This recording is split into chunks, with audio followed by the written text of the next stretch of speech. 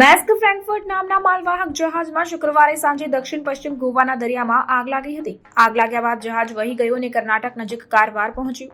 અહીં ભારતીય તટરક્ષક દળના 3 જહાજો આગ પર કાબુ મેળવવાનો પ્રયાસ કરી રહ્યા છે. જહાજનો એક ક્રૂ મેમ્બર ગુમ છે. આઈસીજી આગને ફેલાતી રોકવામાં સફળ રહી છે, પરંતુ દક્ષિણ પશ્ચિમ પવન, ભારે મોજા અને ખરાબ હવામાનને કારણે આગ પર કાબુ મેળવવામાં ઘણી મુશ્કેલી પડી રહી છે. કન્ટેનર શિપ ગુજરાતથી કોલંબો જઈ રહ્યું હતું. આ જહાજ ખતરનાક આંતરરાષ્ટ્રીય માલસામાનના પરિવહન માટે જાણીતું છે.